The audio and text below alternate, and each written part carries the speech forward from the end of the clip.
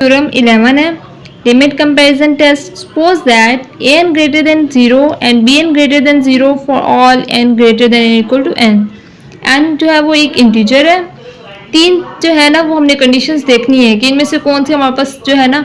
Satisfy होती है कि लिमिट n जो है वो अप्रोच कर रहे हैं इन्फिनिटी को an डिवाइडेड बाई bn।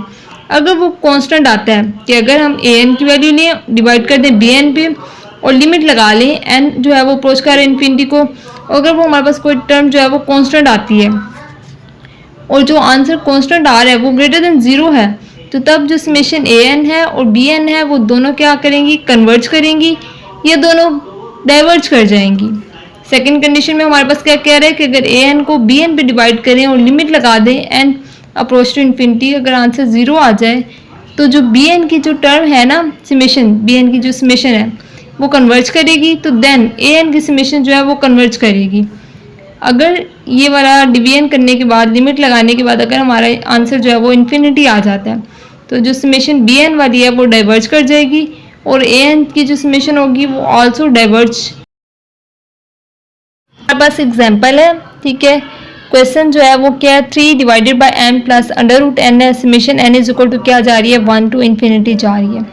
अब सबसे पहले जो ये वाली जो टर्म है ना, ये वाली सारी ये हमारे पास क्या है, an की टर्म होती है, ठीक है। उसके बाद अब हमने bn कैसे फाइंड करना है, ठीक है। वो जो है ना आपने जो an होगा उसमें जो सबसे हाईएस्ट टर्म्स होंगी ना n की, ठीक है, n की पावर की जो हाईएस्ट टर्म होगी वो आपने जो है ना ले लेना है। अब यहाँ पे क्या है, ऊपर नोमिनेटर में हमारे पास n की टर्म नहीं है, डिनोमिनेटर में हमारे पास दो टर्म्स है, एक n है एक अंडर रूट n है, तो हाईएस्ट पावर n की कौन सी हुई, 1 हुई ना, क्योंकि n की पावर 1 हाईएस्ट है, क्योंकि ये जो तो 1/2 है, जब 1/2 डिवाइड होता है तो वो क्या होता है 0.5, तो वो 1 से लेस है, तो इसकी टर्म 1 है, तो हाईएस्ट टर्म कौन सी हुई, 1 हुई, तो इसीलिए जो है हमने n ले लिया, तो bn हमारे पास क्या आ जाएगा 1/n। अब आपने ये देखना है कि bn जो है वो हमारे पास डाइवर्ज कर रहा है या कन्वर्ज कर रहा है, तो उसकी जो है ना ये कंडीशन है। अगर p जो है कि जो इसकी जो पावर होगी, ये इसकी पावर क्या है 1 है, ठीक है, इसकी पावर जो है वो आपने देखनी है कि अगर ये ग्रेटर देन 1 है तो कन्वर्ज करेगा, अगर वो इक्वल टू 1 है या लेस देन 1 है तो वो डाइवर्ज करेगा। अब इधर इसकी पावर क्या आ रही है, n की पावर 1 आ रही है, ठीक है, तो 1 जो है वो क्या है इक्वल है, ठीक है, तो वो क्या कर रहा है डाइवर्ज कर रहा है, ठीक है। अब हमारे पास bn की वैल्यू भी होगी, an की वैल्यू भी होगी, an डिवाइडेड बाई bn पे लिमिट लगानी है, an की वैल्यू हमने ये लिख दी,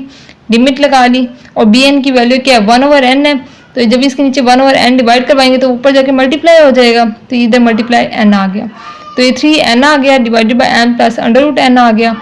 ये n जो है ये इधर क्या हो रहा है, इसके साथ मल्टीप्लाई हो रहा है, जब ये इधर आके डिवाइड होगा हो रहा है, इधर आके जब डिवाइड होगा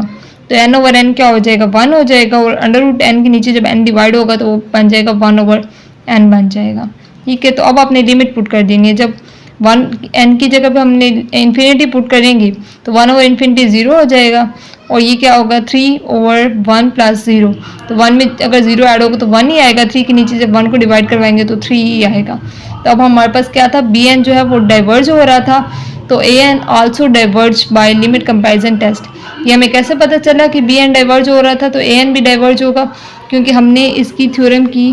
फर्स्ट स्टेटमेंट हमने पढ़ी है कि अगर कोई भी कांस्टेंट टर्म आएगी, ठीक है, तो an अगर जो है कन्वर्ज कर रहा है तो bn भी कन्वर्ज करेगा, an डाइवर्ज कर रहा है तो bn भी डाइवर्ज